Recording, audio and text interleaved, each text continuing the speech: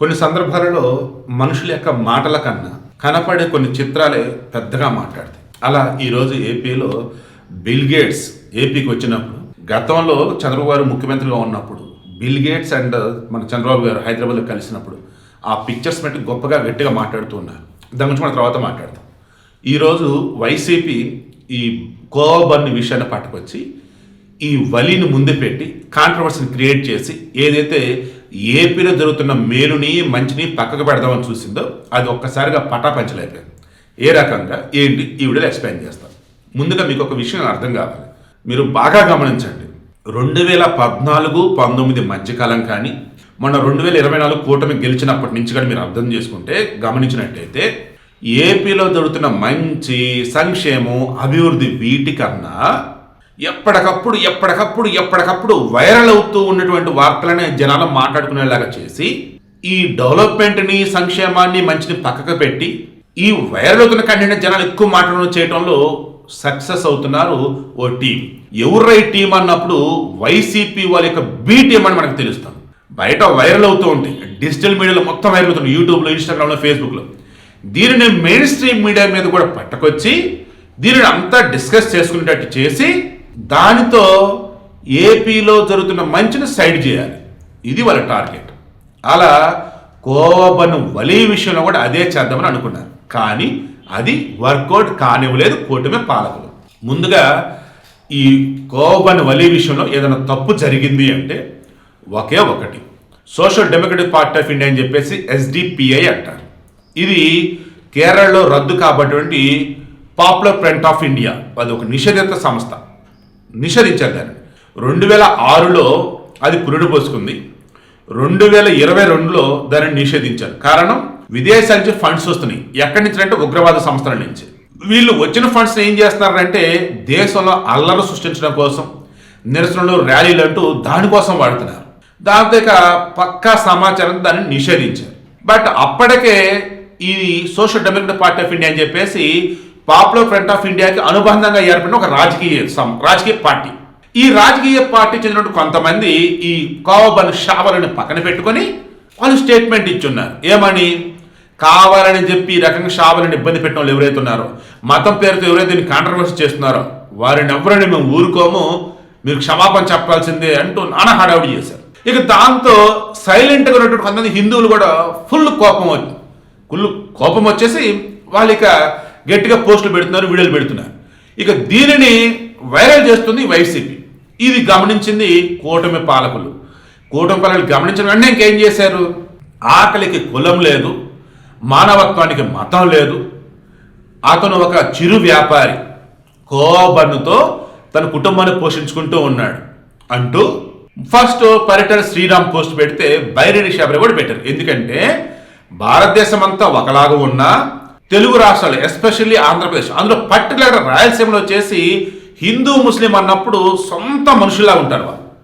రాయలసీమలో హిందూ పండుగలు ఏవైనా సరే ముస్లిం కూడా కలిపి చేస్తారు, ముస్లింల పండుగలు ఏవైనా సరే హిందువుల దగ్గర మరీ చేస్తారు. అలా ముస్లింలు హిందువులు కలిసి ఉంటారు. అక్కడ వాళ్ళ మధ్య గ్యాప్ వచ్చిందంటే అది వైసీపీకి లాభం అండ్ ఉగ్రవాద సంస్థలకి, సమాజంలో విచ్ఛిన్నం చేసే సంస్థలకి లాభమైంది. అలా కాకూడదు. అందుకే టీడీపీలు ముందు రెస్పాండ్ అయ్యారు. అది కూడా క్రాస్ చెక్ చేసుకున్నారు వాళ్ళు. నిజంగా కోబన్ వలి ఏదైనా కల్తీ దమ్మేడా, కోబన్ వలి వెనుక ఏదైనా ఉగ్రవాద సంస్థ ఉందా, కోబన్ వలి వెనుక నిజంగానే ఫుడ్ జిహాదీ ఉందా క్రాస్ చెక్ చేస్తారు. అలా ఏమీ లేదు. దశాబ్దాల తరబడి వాళ్ళ ఫ్యామిలీ వచ్చేసి కోబన్ అమ్ముతున్నారు, దానిని అందరికీ సప్లై కూడా చేస్తున్నారు, అందరు కూడా తింటున్నారు.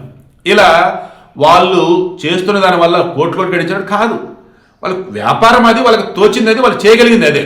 అయితే 10 రూపాయలకి ఎలా అమ్ముతున్నారా బాబు, 10 రూపాయలకి ఎలా అమ్ముతున్నారు బాబు అని అంటున్న వాళ్ళకి వాళ్ళు ఊరిలో ఎలా అమ్ముతున్నారు, ఏం చేస్తున్నారో చెప్పినారు.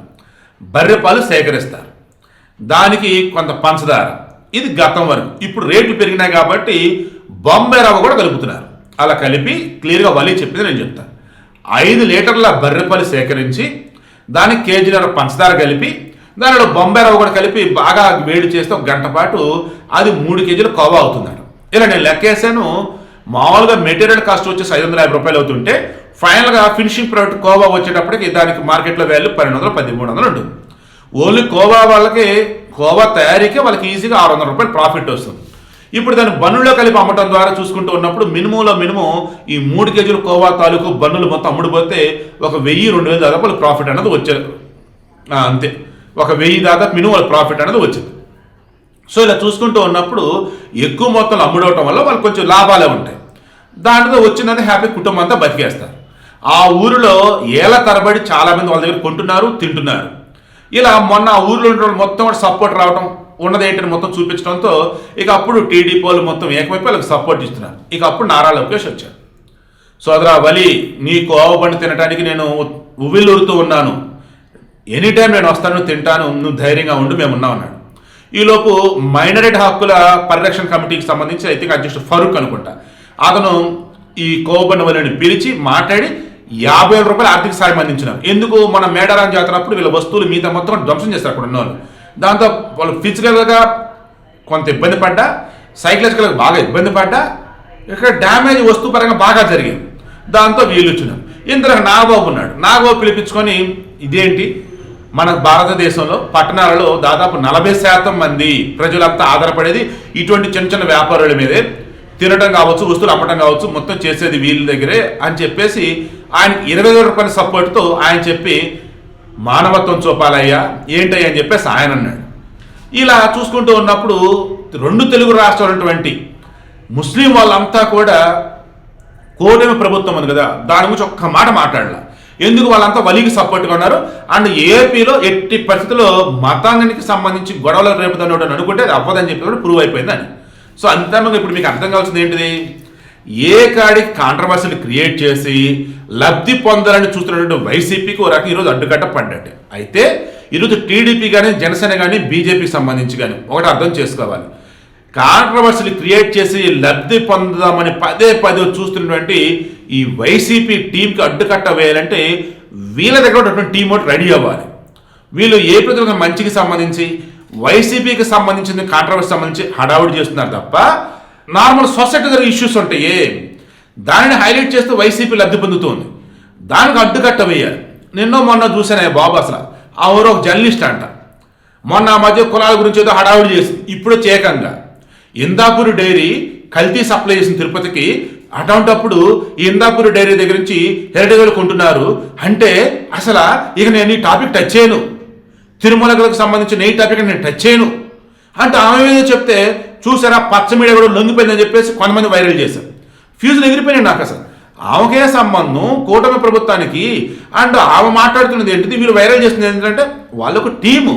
ఇలా సోషల్ మీడియాలో కూడా వాళ్ళు టీడీపీకి ఫేవర్గా ఉండేవాళ్ళరా, కూటమికి ఫేవర్గా ఉండేవాళ్ళరా అని చెప్పి జనాన్ని నమ్మించి ఆటోమేటిక్గా వాళ్ళ చేత మరలా కాంట్రవర్సీలు క్రియేట్ చేయించి దానితో కూటమి ప్రభుత్వం బురదల్లిస్తూ ఉన్నారు.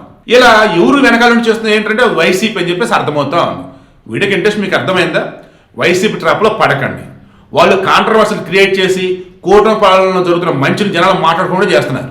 అలా వలిని బలి చేద్దామని చూశారు, బట్ కూటమి పాలకులు మేలుకొన్నారు, వలిని కాపాడుకున్నారు, ఏపీని కాపాడుకున్నారు. ఓవరాల్గా ఏపీ జరుగుతున్న మంచిని ఈరోజు అందరికీ తెలియజేస్తూ ఉన్నారు.